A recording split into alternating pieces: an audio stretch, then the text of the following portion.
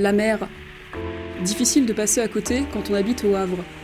Et pourtant, certains habitants ne l'ont jamais vue. Un constat surprenant, voire inquiétant, qui représente bien la problématique de la ville. Le Havre, c'est une ville assez inégalitaire. Les populations les plus pauvres sont en ville haute et les populations les plus aisées sont en ville basse.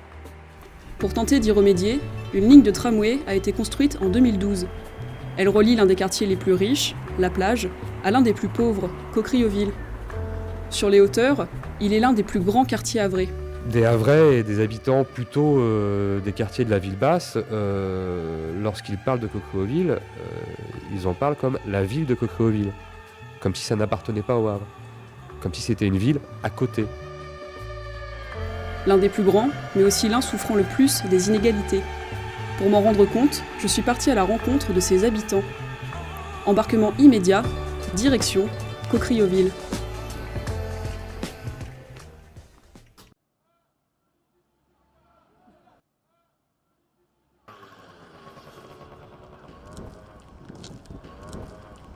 Oumou Nyangfouké est conseillère régionale et coprésidente du club de handball havrais. Elle a passé toute son enfance ici, au cœur de Cocrioville, ou Cocri, comme on aime dire dans le coin. Elle me donne rendez-vous au pied de l'immeuble où elle a grandi. Elle se souvient.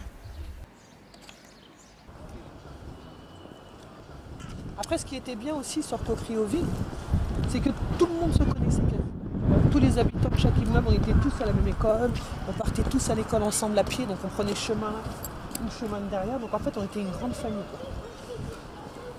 On pouvait sortir dehors sans nos parents, même à partir de l'âge de 6 ans, ça posait aucun problème, parce que tu avais toujours les grands frères qui se baladent dans le quartier, en fait, qui surveillaient les petits, quoi. Donc on pouvait s'amuser sans souci. Une grande famille. C'est comme cela que les habitants de Cocrioville définissent leur quartier. Une solidarité forte, comme dans beaucoup de quartiers populaires.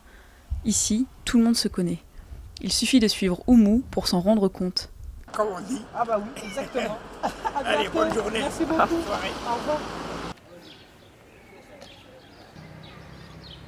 Et ce qui était bien aussi dans le quartier de Cocrioville, c'est que là, par exemple, dans la petite cité, on avait tout, tu vois. Il y avait un petit shopping, il y avait une pharmacie, il y avait une boulangerie, il y avait un charcutier. Et en fait, ils ont tout fermé. Donc maintenant, c'est mort. C'est compliqué parce que déjà, ils ont fermé tous les petits commerces de proximité. Toutes les institutions de proximité, par exemple la CAF, la Poste, tout ça, c'est en train de partir. Du coup, entre guillemets, les habitants de Cocrioville, maintenant, ils se retrouvent livrés à eux-mêmes dans leur quartier, mais plus avec aucun service. Donc ça veut dire qu'aujourd'hui, ils sont obligés d'aller en centre-ville, par exemple. Si tu as un papier à faire pour la CAF ou la Sécu, il faut que tu prennes le tram. Et ces familles-là, elles n'ont pas forcément les moyens d'acheter un ticket tram, 1,70 € aller, 1,70 € retour, pour leur faire leur papier. Donc du coup, ils se retrouvent à plus faire leur papier, ou tu vois, après ça traîne. Mathieu Brasse est conseiller municipal à la ville du Havre. Il connaît bien le quartier Cocrioville, car il y a vécu plusieurs années. Le tramway, ça peut paraître contradictoire, mais par rapport à Cocrioville, il a contribué à vider un peu plus Cocrioville de sa substance économique. Il suffit de se rendre à Cocrioville le samedi, notamment à 13h30, 14h, et puis à 18h, 19h. Et là, on voit le tramway qui est plein à craquer, où les gens attendent même le tramway suivant parce que le premier est plein, pour descendre en ville et descendre à la plage et dans les lieux commerciaux du Havre qui ne sont pas situés à Cocrioville. Et donc notamment les commerçants situés à l'avenue du Mai 45, le samedi, ils regardent le tramway avec tous ses habitants, tous ses clients, tous ses usagers qui s'en vont et donc qui ne consomment plus en réalité sur place. Donc le tramway n'a pas eu qu'un aspect positif sur le quartier de Cocrioville. Ça peut paraître un peu contradictoire comme ça, mais c'est aussi une réalité. On leur a tout fermé. Aujourd'hui, c'est ça la grande problématique, c'est le fait qu'ils aient vraiment plus rien, et que tout ferme à tour de rôle, et aussi les logements. Enfin, je t'ai dit, il faut voir dans les logements dans lesquels ils vivent.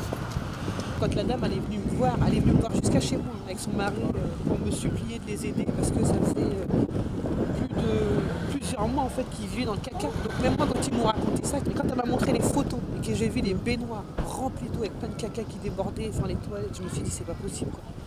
Maintenant ça crée des problèmes quoi. Vraiment, depuis 2005, c'est la mise en place des programmes en rue. Donc, Coquereville a beaucoup bénéficié. Vraiment, la politique en rue a eu un impact sur Coquereville certain. Rénovation des logements, accessibilité des logements.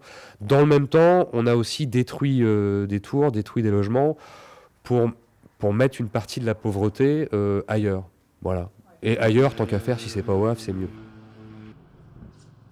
Quand même une école, en plein milieu de ce champ tout, c'est même pas entretenu, enfin, c'est dégueu. Alors que t'as des enfants qui passent là tous les jours pour aller à l'école.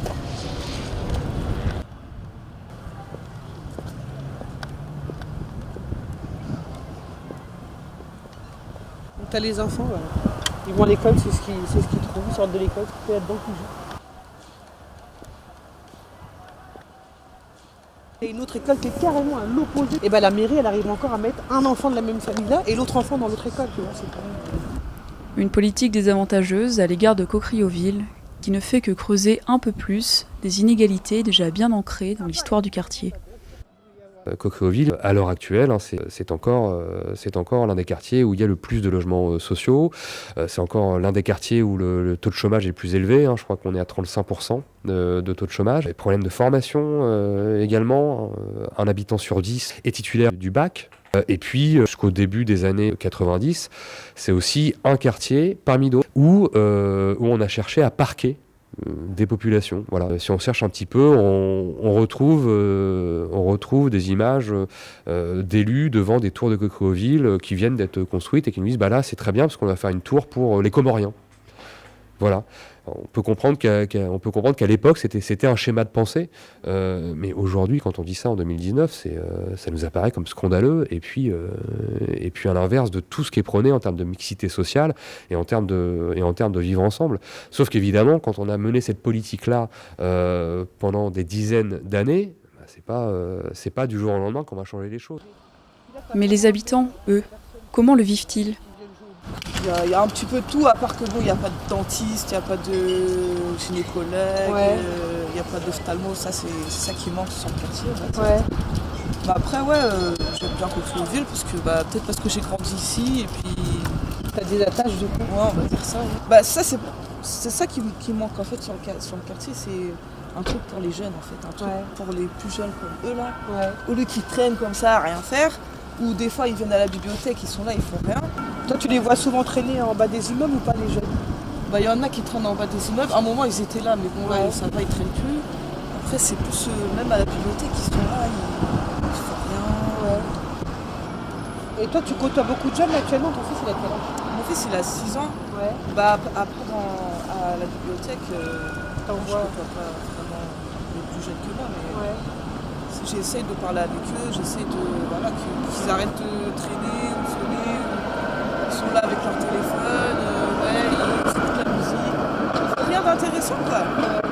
Moi j'aimerais bien beaucoup qui sont déscolarisés ou pas, parce que moi quand j'étais à Schumann, franchement il y avait une grosse partie quand même d'élèves qui venaient plus au lycée. Ouais. Et après ces jeunes-là malheureusement tu sais pas ce qu'ils deviennent, tu sais pas où ils sont, tu sais pas ce qu'ils font. Après non je connais pas. Ils viennent un peu à la médiathèque les jeunes ados ou je pense pas. Non.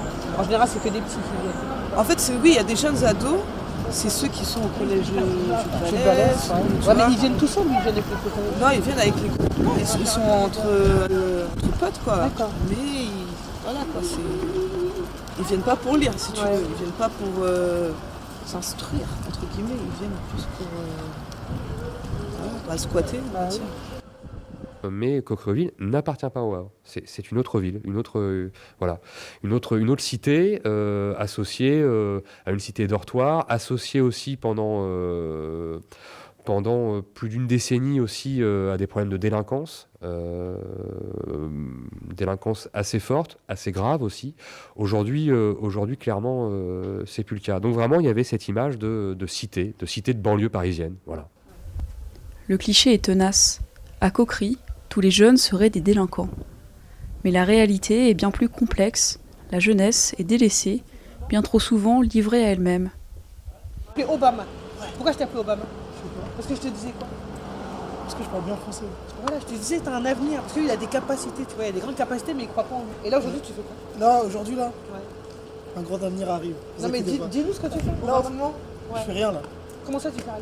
J'attends l'année prochaine, je vais avec Sego. Tu vas faire quoi avec ces gens? Alternance. Voilà, tu vois, tout le temps, Sport. je leur dis aux petits, je leur dis, accrochez-vous, faut pas lâcher, faut Voilà, continuer, les études, c'est important. Je regrette. Je leur dis tout le temps. T'as vu, là, tu commences à regretter, mais t'es encore jeune. Ah Donc, bah tu oui, là peux j'ai le temps de me encore- reprendre en marche. Bah oui, Pour prendre mon train de vie normal. parce que quand je vais te croiser, là, dans 2 ans, là, si jamais tu me dis que t'es à la rue, C'est toi qui vas venir tirer me tes voir. oreilles, Tu vas voir. Obama. C'est toi qui vas Moi, venir j'ai me voir. confiance en toi, j'ai envie de te voir, Inch'Allah, perdu. Inch'Allah. On va dire, Non, Obama, regarde, ça y est, regarde, il quoi. est maire du Havre, il est là, quoi. Ah merde, j'ai un bon métier, j'espère. Non, mais je compte sur toi. Ancienne joueuse de handball professionnelle, Oumou a à cœur d'aider les jeunes. Comme c'est souvent le cas dans les quartiers populaires, le sport est un facteur social important. Et puis la ville du Havre, à l'époque, on avait des SAM, tu vois, des centres d'animation municipales, où on pouvait faire des activités qui étaient gratuites pour la plupart. Et du coup, on était pris en charge par des animateurs. Même, il y avait plein d'animateurs de rue. Ça veut dire que même quand tu sortais, tu avais toujours une activité que tu pouvais pratiquer. Tu as un grand stade, tu as un terrain de foot, donc ça permet aux jeunes d'aller se défouler aussi. Et puis tu as plusieurs clubs et qui font pas que du foot. Tu vois, c'est comme le club de handball, ils faisaient pas que du handball, il y a aussi un accompagnement social à côté. Tu vois. Ils vont les aider pour les plus jeunes, s'il y a besoin d'une aide de devoir, ils vont les aider. Pour les plus âgés, s'ils sont déscolarisés, il faut les accompagner vers la mission locale, ils vont les accompagner. Et au niveau du handball, c'est la même chose, quoi. Ils vont toujours faire en sorte de montrer aux jeunes qu'ils ont un avenir possible. Bah ouais, on est 3 ex-aequo, mais après, faut voir, j'ai pas regardé si. T'as pas regardé les autres résultats? Ouais, j'ai pas regardé. D'accord. Donc toi, tu vois, monsieur Koulibaly, là, rappelle-moi ton prénom, je l'ai oublié. Souleymane. T'as quel âge, là, Souleymane? 24, moi j'en ai 36. Donc on a 12 ans d'écart. Donc lui, il pratique le handball, tu vois. Et il a continué. Aujourd'hui, il joue à Gonfreville-Lanchard avec l'équipe de National 1. Ça, c'est un modèle de réussite. Ça fait partie des modèles de réussite. Donc c'est bien, mon grand, fier de toi, continue. Merci. Moi, ce que je retiens de Coqueville, c'est une forme de solidarité et une forme de bienveillance, à contrario total de l'image qu'on en a. Voilà, lorsqu'on ne connaît pas et lorsqu'on n'y vit pas, et lorsqu'on ne prend pas forcément la peine de connaître. Mais ça, la peur, ça fonctionne toujours de la même manière. On a peur lorsqu'on ne connaît pas. Et quelque part, évidemment, on devrait faire beaucoup plus de choses à Coqueville, mais aussi dans d'autres quartiers, notamment beaucoup plus de choses, je pense notamment des expositions dans le domaine culturel, pour faire venir en réalité les gens qui n'y habitent pas, pour leur faire connaître ces quartiers. Voilà. Coqueville n'est qu'un exemple parmi tant d'autres, de quartiers populaires, marginalisés, que l'on stéréotype bien trop souvent. S'il y a une chose à retenir, c'est que, parfois, il suffit de franchir nos barrières mentales pour faire de belles rencontres et peut-être prendre la bonne direction.